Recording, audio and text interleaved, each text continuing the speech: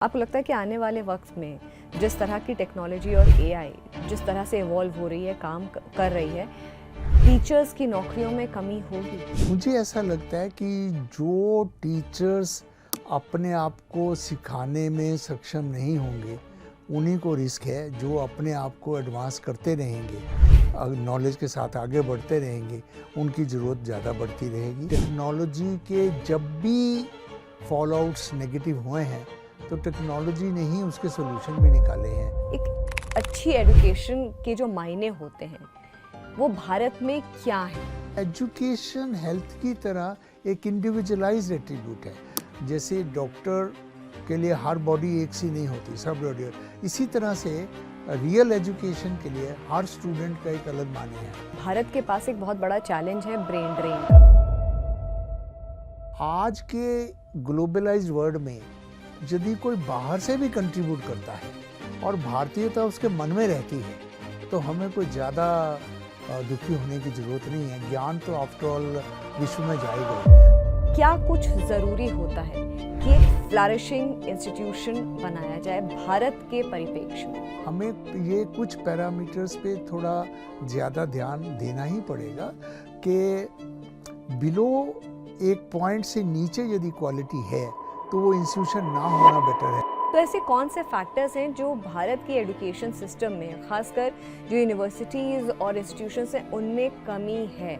सिर्फ head count से बात नहीं बनेगी। डिफरेंस क्या है इससे पहले वाली जनरेशन, उससे पहले वाली जनरेशन, आपकी जनरेशन और इन बच्चों?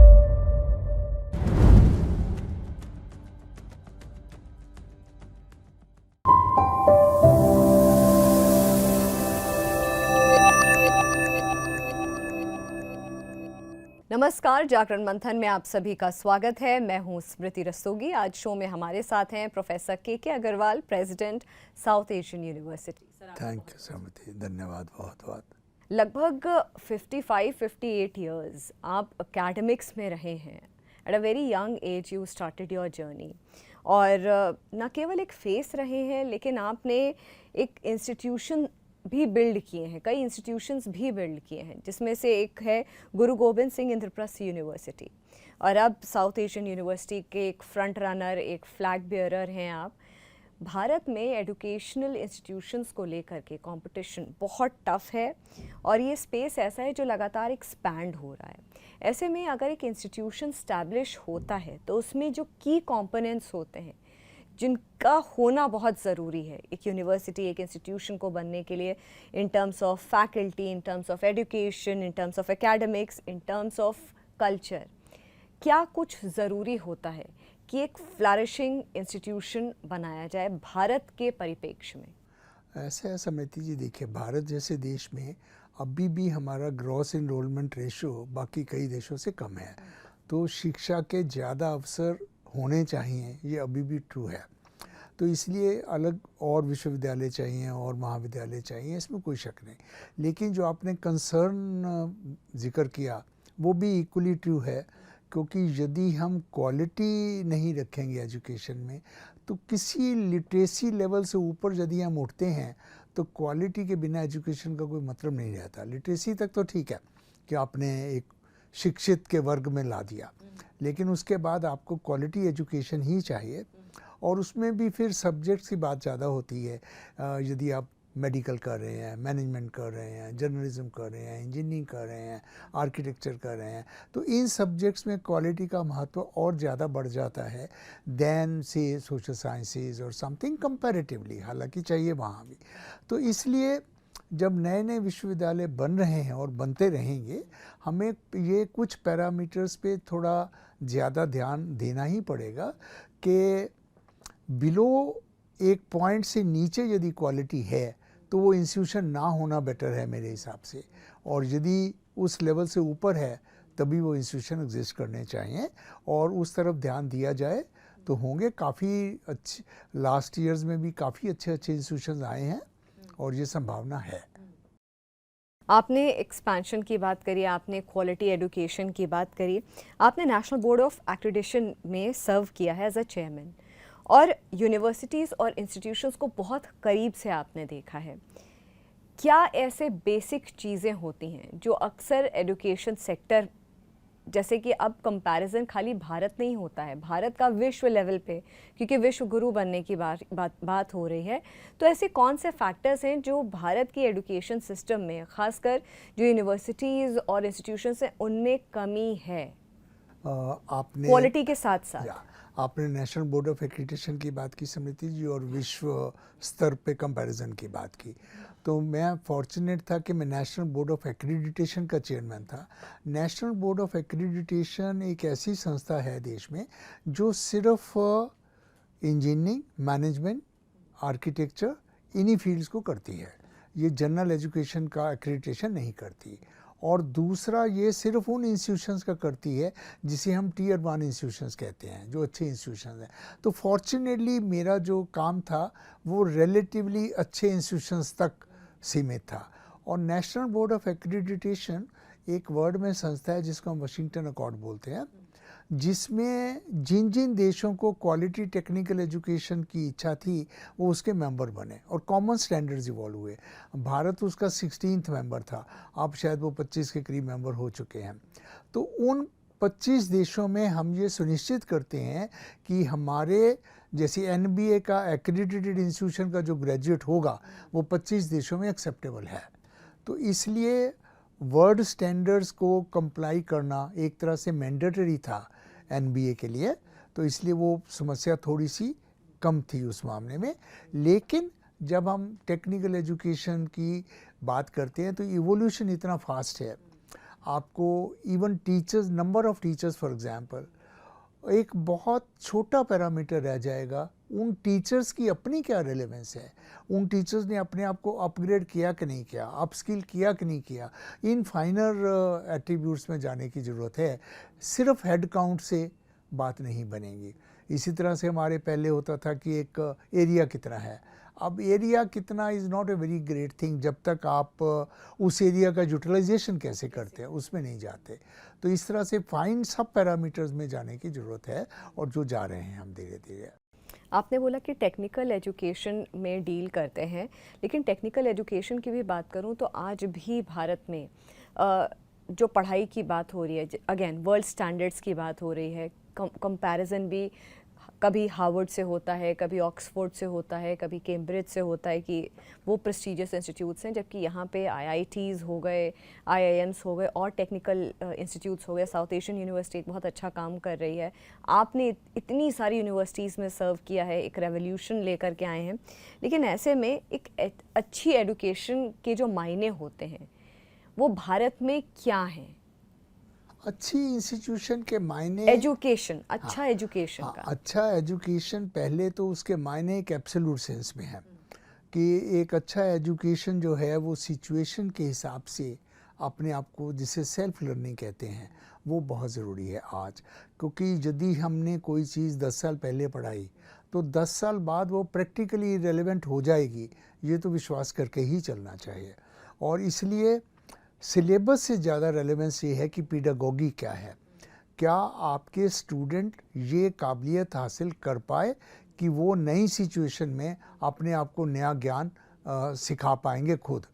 और जब भारत के संदर्भ की आप बात करते हैं तो हमारे यहाँ प्राचीन काल से ही सेल्फ लर्निंग का काफ़ी जोर था। उसके बाद जब मासिफिकेशन ऑफ एजुकेशन हो गया तो थोड़ा क्लासरूम एजुकेशन पे जोर ज़्यादा हो गया, पर शुरू में यदि आप भारत का इतिहास देखें तो सेल्फ लर्निंग या लर्निंग इन स्मॉल ग्रुप्स वही हमारा था। तो मुझे ये लगता है कि हमें दोबारा थोड़ा सा, क्योंकि एजुकेशन हेल्थ की तरह एक इंडिविजुअलाइज्ड एट्रीब्यूट है। जैसे डॉक्टर के लिए हर बॉडी एक सी नहीं होती, सब बॉडी, इसी तरह से रियल एजुकेशन के लिए हर स्टूडेंट का एक अलग माने हैं। तो इसलिए नई एजुकेशन पॉलिसी में हमने ये सुनिश्चित किया कि जहाँ तक हो सके एजुकेशन इंडिविजुअलाइज्ड हो सके। अब इंडिविजुअलाइजेशन एजुकेशन में कॉस्ट इफेक्टिवनेस की बात आ जाती है, तो वहाँ मुझे लगता है कि टेक्नोलॉजी का रोल बहुत ज़्यादा है, क्योंकि इस टेक्नोलॉजी के माध्यम से मैं चाहे 10 की क्लास पढ़ा रहा हूँ, चाहे 10,000 की क्लास पढ़ा रहा हूँ, कॉस्ट सेम है। तो इसलिए हमें ये अब देखना पड़ेगा कि ज्ञान के कौन से ऐसे कंपोनेंट्स हैं जिसमें हम क्लास साइज क्या रख सकते हैं, उसके हिसाब से रिसोर्सेज को ऑप्टिमाइज़ करके ये दोनों चीज़ें मीट हो सकती हैं। ये बात आपने अच्छी बोली है, लेकिन इसके साथ साथ भारत के पास एक बहुत बड़ा चैलेंज है ब्रेन ड्रेन का। बच्चे यहाँ पर पढ़ रहे हैं, अच्छी एजुकेशन ले रहे हैं, प्रेस्टीजियस इंस्टीट्यूट से पढ़ रहे हैं, फिर उसके बाद बाहर चले जाते हैं। कोई कहता है कि सैलरी गैप, वो खैर वो तो डेटा में भी है कि वो जो अपॉर्चुनिटीज़ और सैलरी स्ट्रक्चर भारत उस तरीके से नहीं कभी कभी अफोर्ड कर पाता, हालांकि इसके ऊपर भी अलग अलग स्टडीज़ हैं। लेकिन क्या ऐसे मेन फैक्टर्स हैं कि रिटेन किया जा सके स्टूडेंट्स को भारत में ही? समिति जी, मैं आपकी बात से सहमत हूँ पहले, लेकिन कुछ चीज़ें नई सामने आई हैं पिछले कुछ दिशा में। एक तो अब जाने का रिवाज थोड़ा कम हुआ है पिछले 5-7 साल में पहले के मुकाबले में। उसके कई कारण हैं। एक तो भारत में हमारे जो क्वालिटी एजुकेशन है और क्वालिटी एजुकेशन इंस्टीट्यूशंस जो इंटरनेशनली रैंक भी हों, ताकि बच्चे को विश्वास हो सके यदि वही QS रैंकिंग, वही THE रैंकिंग यहाँ मिल रही है तो मैं बाहर क्यों जाऊँ। ये एक ज़रूरी प्रश्न है। और दूसरा ये भी है कि हमारे यहाँ ये भी देखा गया कि हमेशा यही नहीं है कि गुणवत्ता की शिक्षा के लिए ही लोग बाहर जाते हैं। बहुत से ऐसे भी छात्र मेरी नॉलेज में हैं जो यहाँ IIT में एडमिशन नहीं ले पाए और बाहर रीजनेबली अच्छे इंस्टीट्यूशन में हो गया, क्योंकि वहाँ कई पैरामीटर्स हैं एडमिशन के। हमारे यहाँ मासिव कंट्री होने की वजह से एक वो फिक्स फार्मूला है, JEE रैंक से ही एडमिशन होगा और कुछ नहीं होगा। बाहर की यूनिवर्सिटियों में स्वतंत्रता है तो इसलिए कई बार बच्चे बाहर भी अच्छा एडमिशन ले पाते हैं। और तीसरा मेरा पर्सनल व्यक्तिगत ये है समिति जी, आज के ग्लोबलाइज्ड वर्ल्ड में यदि कोई बाहर से भी कंट्रीब्यूट करता है और भारतीयता उसके मन में रहती है तो हमें कोई ज़्यादा दुखी होने की ज़रूरत नहीं है। ज्ञान तो आफ्टर ऑल विश्व में जाएगा ही। जब विश्वदेव कुटुंबकम हमारा ही नारा है तो हमारा नागरिक कहीं भी बैठा काम कर रहा है तो कोई बहुत बड़ी बात नहीं है। वो उसके मन में भारत रहना चाहिए, भारत के प्रति प्रेम रहना चाहिए, काम वो कहीं से भी करे। मैं इससे बहुत ज़्यादा विचलित नहीं होता कि कहाँ से काम किया जा रहा है। लेकिन ये होता है कि पढ़ कर के यहाँ से गए और सर्व बाहर की देशों को कर रहे हैं, वहाँ की इकोनॉमी को बूस्ट कर रहे हैं, उस देश के लिए अच्छे अच्छे बड़े बड़े नाम हैं। आप देख लीजिए कि भारतीय ही मूल के हैं, भारत में ही पढ़ाई की है, अच्छी एजुकेशन ली है, लेकिन ये कंसर्न तो है कि जिसको कॉन्सेप्ट को ब्रेन ड्रेन कहा गया है पिछले कुछ वर्षों में, आपने बोला कि ये फिगर्स कुछ बदल रही हैं, रीज़न कई हैं, लेकिन स्टिल ये एग्जिस्ट कर रहा है। नहीं, एग्जिस्ट कर रहा है और काफ़ी हद तक कर रहा है। बड़े बड़े नाम भी वहाँ हैं, लेकिन आप दूसरी तरफ देखिए, जो हमारे कुछ बड़े नाम विश्व के सबसे बड़े देशों में अपना वो सिक्का बना चुके हैं, अब उनकी बात यदि उस देश के पॉलिसी मेकिंग तक भी जा रही है तो क्या वो भी भारत को हेल्प नहीं कर सकता। तो ये इस परिप्रेक्ष्य में भी हमें इसको ध्यान में रखना चाहिए। लेकिन सबसे बड़ी बात तो यही है कि हम क्वालिटी इंस्टीट्यूशंस का नंबर बढ़े ताकि हमारे छात्र छात्राओं को सिर्फ क्वालिटी की वजह से बाहर जाने की ज़रूरत ना हो।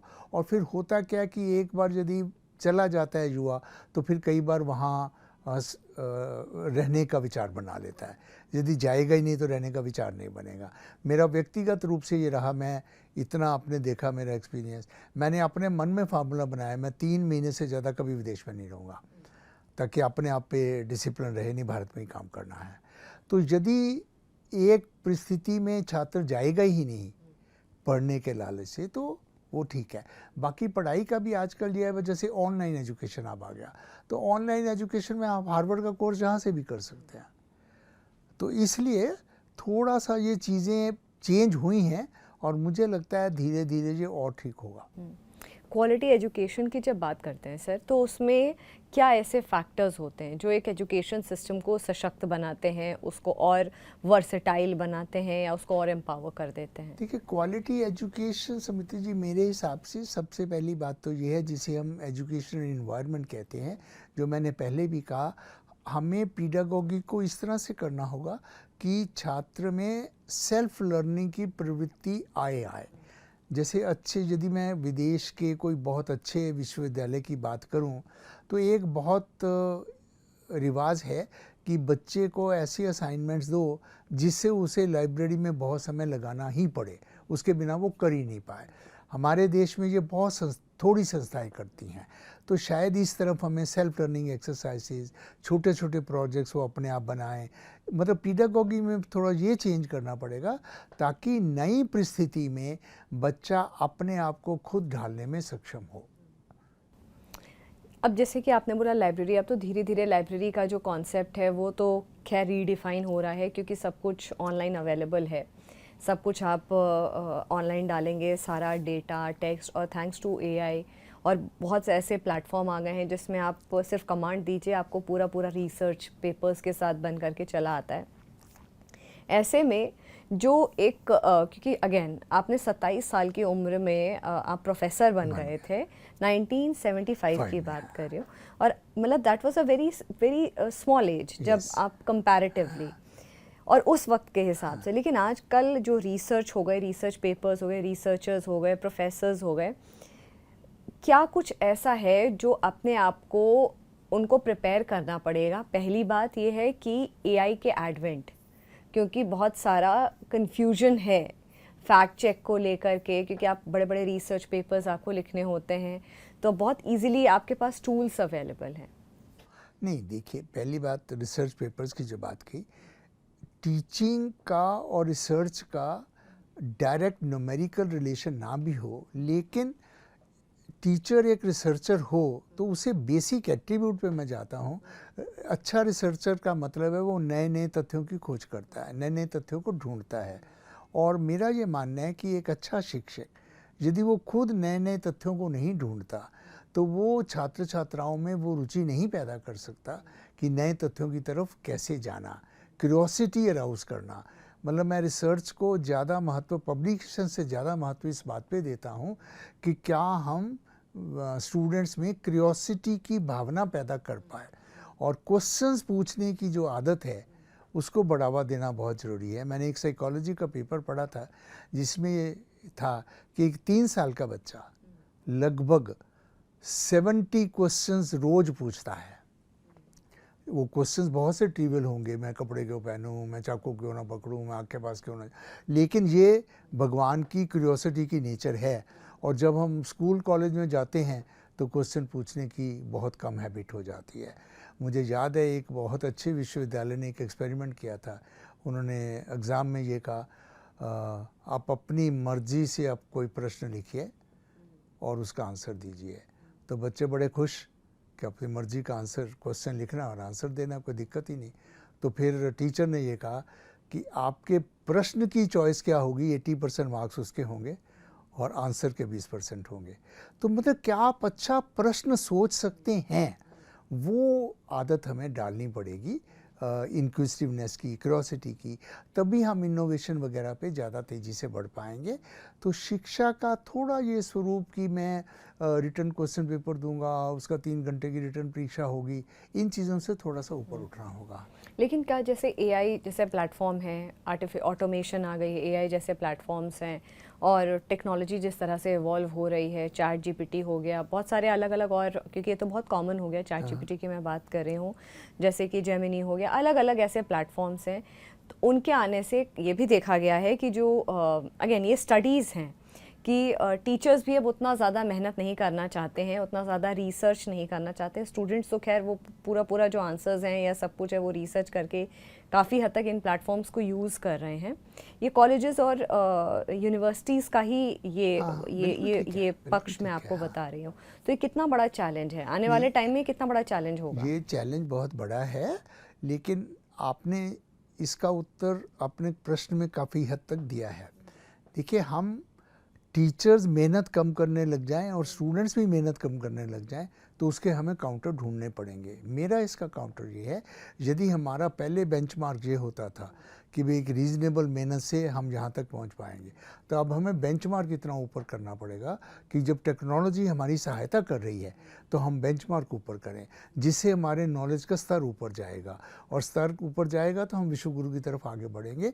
लेकिन हम यदि बेंचमार्क वही रखेंगे और टेक्नोलॉजी का यूज़ या मिसयूज़ जो भी करते रहेंगे तो हमारे लिए ठीक नहीं होगा। इसलिए हमारे विश्वविद्यालयों को, टीचर्स को अपने बेंचमार्क्स को, अपने आप को खुद चैलेंज करके बेंचमार्क्स को ऊपर ले जाना ज़रूरी है, ताकि टेक्नोलॉजी के बाद भी हमारा परिश्रम का लेवल ना घटे। मगर ये तो बात आपने सर एथिक्स की करी कि ऐसा करना चाहिए, लेकिन कितनी बड़ी चुनौती है इस वक्त एजुकेशन सिस्टम के लिए, एजुकेशनल सेक्टर के लिए, एकेडमिक्स के लिए, ये जो इस तरीके के प्लेटफॉर्म्स का एडवेंट, टीचर्स, स्टूडेंट्स, सबके लिए। नहीं, चुनौती समृद्धि जी है और बड़ी चुनौती है, लेकिन जब भी चुनौतियाँ आती हैं तो शुरू ऐसे ही होती हैं और फिर उनके कुछ चैलेंजर्स बढ़ते हैं, कुछ आगे बढ़ते हैं, फिर स्टैंडर्ड एक दूसरे से आगे बढ़ते हैं और ऐसे ही आगे दुनिया चला करती है। चुनौतियाँ जब भी आती हैं, इसीलिए इन सब टेक्नोलॉजीज़ को हम डिसरप्टिव टेक्नोलॉजीज़ कहते हैं। वो डिसरप्शन कॉज करेंगी बाय नेचर, डिसरप्शन किया। अब इस डिसरप्शन से कुछ लोग सीखेंगे, कुछ नहीं सीखेंगे। जो सीखेंगे वो आगे बढ़ेंगे और जो नहीं सीखेंगे फिर वो उनको देखेंगे। तो ये समय के साथ आगे आगे अपने आप ठीक होता है। अभी भी बहुत सी यूनिवर्सिटीज़ ने वर्ल्ड में एग्जामिनेशन की पद्धति पे रीथिंकिंग शुरू किया। यहाँ तक बहुत सी अच्छी यूनिवर्सिटी ने यहाँ तक किया है कि रिटर्न एग्जामिनेशन की बजाय हम बच्चे से 2 घंटे 6-7 टीचर बैठ के एक बोर्ड की तरह बात करें तो उसका रियल असेसमेंट होगा, क्योंकि उसमें तो चैट जीपीटी नहीं आएगा। तो इस तरह से नए नए तरीके, अब ये पुराना तरीका था, नए में रिटर्न क्वेश्चन पेपर में आया, क्योंकि जब बच्चे एक क्लास में 100 होने लगे तो कैसे बात करें। अब ये दोबारा इस पे बात हो रही है।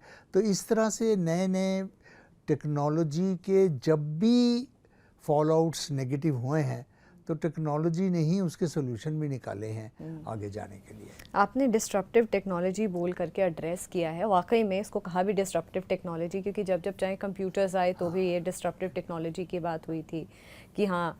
मगर आपसे मैं पूछूंगी, क्योंकि जब वो सब हुआ था, एक रेवोल्यूशन होता है, टेक्नोलॉजिकल ड्रिवन रेवोल्यूशन होता है, आपको लगता है कि आने वाले वक्त में जिस तरह की टेक्नोलॉजी और एआई जिस तरह से इवॉल्व हो रही है, काम कर रही है, टीचर्स की नौकरियों में कमी होगी?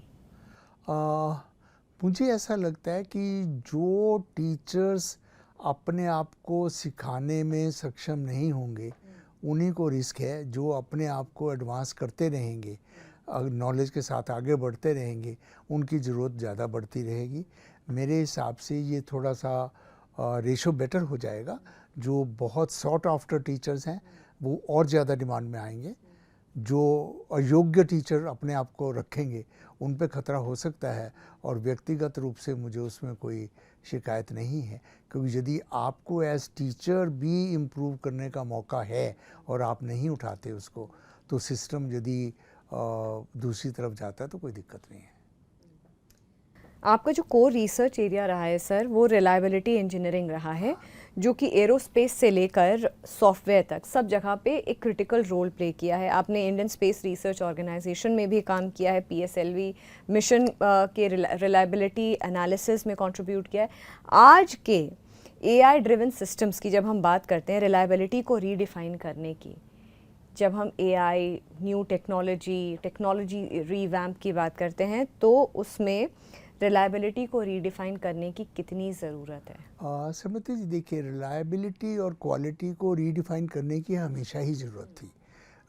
एआई एक डिसरप्टिव टेक्नोलॉजी, इसलिए और ज़्यादा ज़रूरत दिखती है। पर मैं जैसे एयरक्राफ्ट लैंडिंग की बात करूं, तो किसी ज़माने हम ये स्टैंडर्ड रखते थे कि यदि 10⁸ लैंडिंग में से एक लैंडिंग फेल होती है तो वो एक्सेप्टेबल है। आज हम कहते नहीं, 10⁹ में एक, 10⁻10 में एक, क्योंकि टेक्नोलॉजी इम्प्रूव हो गई। तो जब चीज़ें इम्प्रूव होती हैं तो हम अपने स्टैंडर्ड्स को रिफ़ाइन करते हैं, क्योंकि अदरवाइज़ तो कॉम्प्लेसेंट हो जाएंगे। टेक्नोलॉजी आगे बढ़े और हम कॉम्प्लेसेंट हो जाएं, फिर तो कोई गुणवत्ता वाली बात ही नहीं रहेगी। इसलिए हमें अपने स्टैंडर्ड्स इम्प्रूव करते ही रहना पड़ेगा। आप किसी भी फील्ड में देखें, इलेक्ट्रिसिटी सप्लाई देख लीजिए, पहले कितना आउटेज होता था, अब कितना आउटेज होता है, क्योंकि हमने स्टैंडर्ड्स रीडिफाइन कर लिए। इसी तरह से इक्विपमेंट के स्टैंडर्ड्स रीडिफाइन कर लिए। अब हमें वो इक्विपमेंट एक्सेप्टेबल नहीं है जिस पे अब 10 साल पहले काम करती थी या हम करते थे। तो इस तरह से एआई को जब हम देते हैं एज ए डिसरप्टिव टेक्नोलॉजी, तो उस डिसरप्टिव टेक्नोलॉजी के बावजूद हम सिस्टम से क्या एक्सपेक्ट करते हैं वो हमें स्पेसिफाई करना पड़ेगा और क्वालिटी रिलायबिलिटी उसी हिसाब से डिफाइन करनी पड़ेगी। मैं TCS का 25 साल कंसल्टेंट रिटेनर कंसल्टेंट रहा, क्योंकि software quality assurance Bharat software का सबसे बड़ा एक्सपोर्टर रहा है। तो जब हम विदेशों में सॉफ्टवेयर भेजते थे हमारी कंपनियां, तो वो कहते थे हमें ये विश्वास दिलाओ कि ये 3 साल फेल नहीं होगा। अब वो आप 3 साल वेट तो कर नहीं सकते, तो मैथमेटिकली ऐसे मॉडल्स बना के विश्वास दिलाना पड़ता था। या आपने सैटेलाइट की मेरी बात की, भूमिका की, अब आप सैटेलाइट को टेस्ट तो कर नहीं सकते, क्योंकि सैटेलाइट टेस्ट किया तो गया। तो आपको सैटेलाइट को बिना टेस्ट किए ही अपने आप को विश्वास दिलाना है कि ये चलेगा। तो इस तरह के टेक्नोलॉजीज़ के हिसाब से, मॉडलिंग के हिसाब से आपको AI में भी आगे रिलायबिलिटी का रीडिफाइन करके आगे जाना होगा। मतलब कि अभी तक तो हम चैलेंजेस की बात कर रहे थे कि AI और टेक्नोलॉजी क्या चैलेंजेस लेके आ रहे हैं, लेकिन क्या उनका रोल होने वाला है आने वाले टाइम में इन वेरीड फील्ड्स में, चाहे एरोस्पेस हो, चाहे फिर आपने TCS की बात करी, आपने भारत इलेक्ट्रॉनिक्स लिमिटेड में भी काम किया, इसरो में भी, लेकिन अब इनका रोल कितना मैसिव होने वाला है टेक्नोलॉजी का आने वाले 10 साल? तो बहुत लंबा सफ़र, मैंने आपको बोला आने वाले 5 सालों में आप ये पूरा जो पूरा सेक्टर्स हैं जिन के बारे में मैंने अभी मेंशन किया, किस तरह से इवॉल्व होते हुए देख रहे हैं? देखिए, इवॉल्व किस तरह से इवॉल्व एग्जैक्ट होना तो कोई नहीं बता सकता, लेकिन जो कितना पेस में इवॉल्व होंगे, या क्या ऐसा कुछ रेवोल्यूशन आने की चांसेस हैं अगले 5 सालों में? रेवोल्यूशन तो आ गया। AI is a revolution. उससे क्या रेवोल्यूशन आने वाला है इन दीज वेरियस फील्ड्स? मेरे ख्याल से तो जो रेवोल्यूशन एक आएगा, अभी जो डिसरप्टिव टेक्नोलॉजीज आई हैं वो किसी हद तक इस तरह से विश्वास दिला रही हैं कि जैसे टेक्नोलॉजी ह्यूमन बीइंग को रिप्लेस कर देगी। मेरे हिसाब से ये नहीं होगा। चैलेंज अल्टीमेटली ये होगा कि हाउ डू वी को एग्जिस्ट, हम टेक्नोलॉजी के साथ ह्यूमन माइंड को भी यूज करके कैसे आगे बढ़ेंगे, कितनी जल्दी उसको सीखते हैं जो टेक्नोलॉजी आ रही है, कितनी जल्दी टेक्नोलॉजी को हम गाइड कर पाते हैं। इंडस्ट्रियल रेवोल्यूशन 4.0 की हम आज तक बात करते हैं यहाँ भी, लेकिन इंडस्ट्रियल रेवोल्यूशन 5.0 जो आ रहा है उसका सेंट्रल पॉइंट ये है कि टेक्नोलॉजी अलोन नहीं, टेक्नोलॉजी और ह्यूमन बीइंग इकट्ठे कैसे वर्ल्ड को चेंज करेंगे। और वो मेरे हिसाब से बहुत अच्छी बात होगी, क्योंकि टेक्नोलॉजी एंड ह्यूमन बीइंग्स को कोएग्जिस्ट करना सीखना होगा, तभी आगे बात बढ़ेगी। और अक्सर ये होता है जैसे कोएग्जिस्ट करने की कोशिश करते हैं, तब फिर कुछ ऐसा डिस्ट्रप्टिव होता है कि कुछ और इवॉल्व होकर के आगे एक नई चुनौती कह सकते हैं या एक नई दिशा देने की दे देता है। दैट इज दी, वही एक तरीका है आगे बढ़ने का, क्योंकि जब आप स्टेबल होने लगे और डिस्ट्रप्शन होना चाहिए तभी आप आगे बढ़ते हैं। आप देखिए, आप फ्लाइट में जाती हैं तो प्लेन एकदम तो नहीं जाता, स्टेप्स में जाता है, और वो स्टेप्स डिस्क्रीट स्टेप्स होते हैं जो दिखता है कि अब ये जा। तो आगे बढ़ने के लिए पहले हम प्लेन का क्या साइज होता था, फिर एकदम ये बड़ा हो गया, तो इस तरह से डिस्रप्शन आता है, फिर चैलेंज से ही आदमी आगे जाता है, चैलेंज से ही आगे बढ़ता है। टेलीफोन की बात देख लो, टेलीफोन की क्या हालत थी और अब टेलीफोन की क्या हालत है।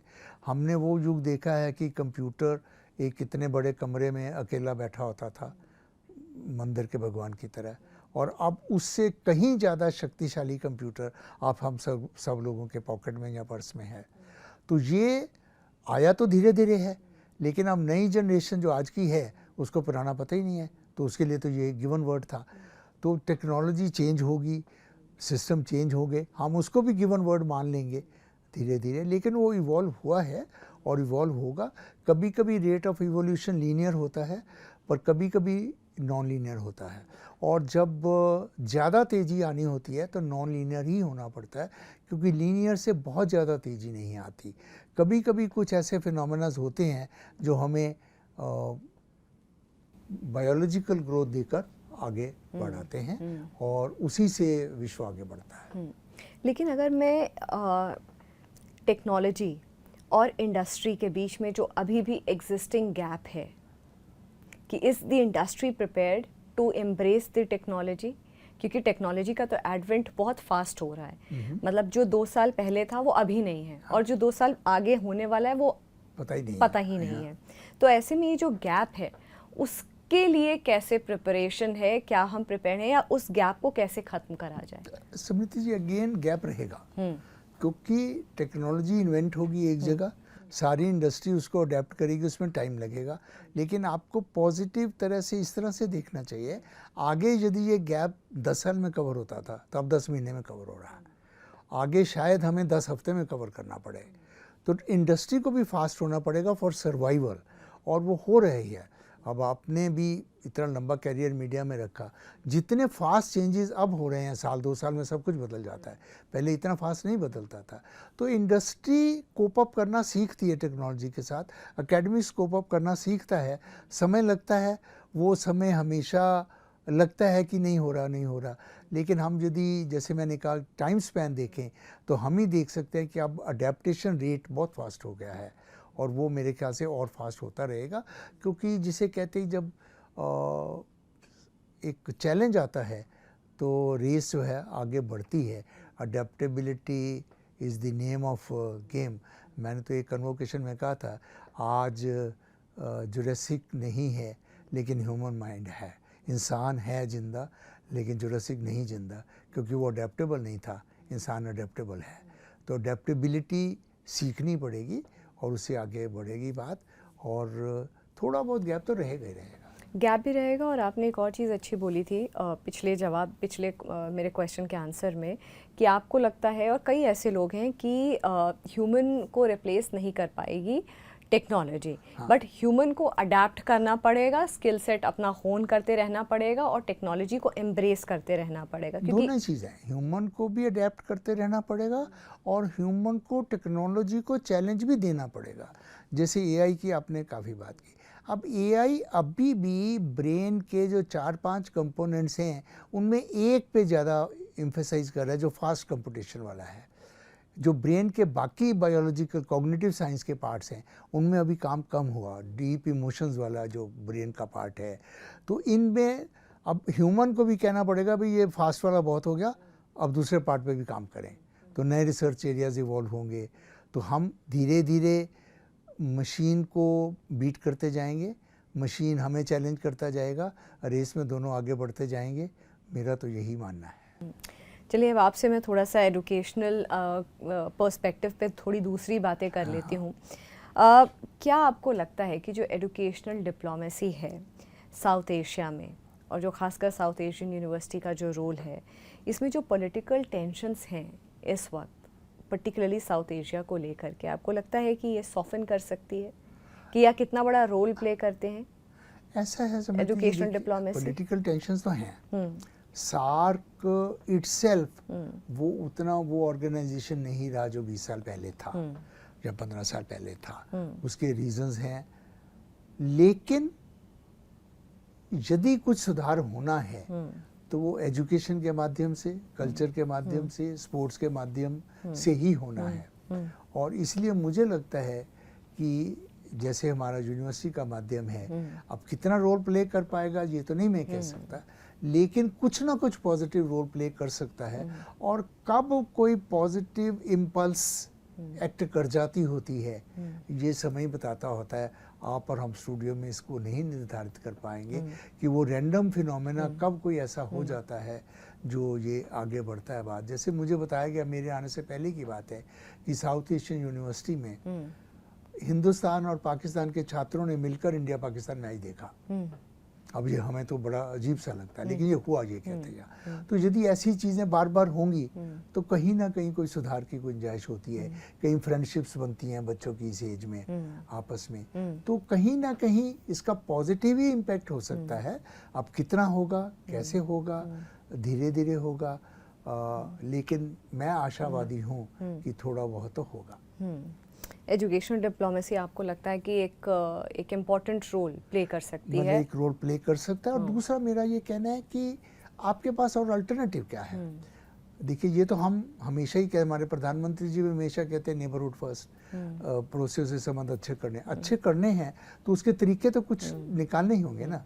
तो तरीकों में एजुकेशन डिप्लोमेसी एक बहुत अच्छा हो सकता है। जैसे पीछे हमने साउथ एशियन यूनिवर्सिटी में एक ग्लोबल लाइब्रेरी समिट किया, हमने कहा लाइब्रेरी डिप्लोमेसी से शुरू करते हैं, क्योंकि लाइब्रेरी एक शिक्षा का बहुत है। तो 50 देशों के लाइब्रेरियन अपने खर्चे से आए उस कॉन्फ्रेंस में। तो इससे इंडिकेट जो होता है कि मन में इच्छा सबके है कि इस माध्यम को इम्पोर्टेंट माध्यम बनाया जाए। अब उसको किस दिन हवा मिलेगी ये तो समय का कालचक्र होता है, कब होगा, लेकिन ये एक संभावना है और इस संभावना को हमें कायम रख के चलना चाहिए। कितने स्टूडेंट्स होंगे साउथ एशिया के इस वक्त, क्या परसेंटेज होगी? साउथ एशिया में इस समय स्टूडेंट्स हमारे पास कम है, लगभग 15% है, जबकि आइडियली 40% के करीब होना चाहिए। और किसी स्टेज पे इस यूनिवर्सिटी में 25% के करीब रहे हैं, लेकिन अब वो रिलेशनशिप्स की वजह से थोड़े कम हैं। कोशिश हम कर रहे हैं और बढ़ाने की। जैसे मैंने पहले हमारे सारे एडमिशन साउथ एशियन यूनिवर्सिटी का अपना एंट्रेंस टेस्ट होता था। मैंने अब ये भी कह दिया कि यदि किसी भी देश में उनका कोई राष्ट्रीय टेस्ट होता है तो उसकी मेरिट लिस्ट को भी हम ले लेंगे, ताकि बच्चे उस देश के बिना हमारे एंट्रेंस टेस्ट दिए भी आ सके। तो ये सब यूजीसी इसको लिख दिया गया। तो उम्मीद करता हूँ कि थोड़े बहुत धीरे धीरे बढ़ेंगे। लेकिन मुझे ये लगता है ये कंसेप्ट भारत के लिए इसलिए अच्छा है कि भारत की एकेडमिक लीडरशिप तो है ही है, तो उसमें यदि हम बाकी देशों का भी भला कुछ कर सकते हैं तो अच्छा है। और दूसरे देशों के लिए भी ये अच्छा है कि रिसोर्सेज ऑप्टिमाइजेशन है, एक जगह पर उनके बच्चे अलग अलग विभागों में शिक्षा प्राप्त कर सकते हैं एट ए कॉस्ट इफेक्टिव मैनर।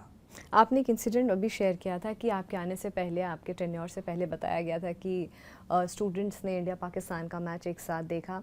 अभी पाकिस्तान के कितने स्टूडेंट्स होंगे? नहीं, इस समय पाकिस्तान के सिर्फ बहुत पहले का पीएचडी का एक स्टूडेंट है। उसके बाद कई सालों से उनका मतलब वीज़ा इश्यूज रहे हैं जिससे वो नहीं आ पाए, क्योंकि जब राष्ट्रीय सुरक्षा की बात आ जाती है तो वो तो फिर एक सर्वोपरि हो जाता है, उस हिसाब से जाएगा। इस समय वो नहीं, लेकिन हमारी गवर्निंग बोर्ड में पाकिस्तान के मेंबर्स हैं, वो आते भी हैं और नहीं तो ऑनलाइन भी करते हैं। इंटरेक्शन है, हमारे रिसर्च बोर्ड्स में पाकिस्तान के लोग हैं, इंटरेक्शन है, दे कंट्रीब्यूट, पर स्टूडेंट्स इस समय नहीं।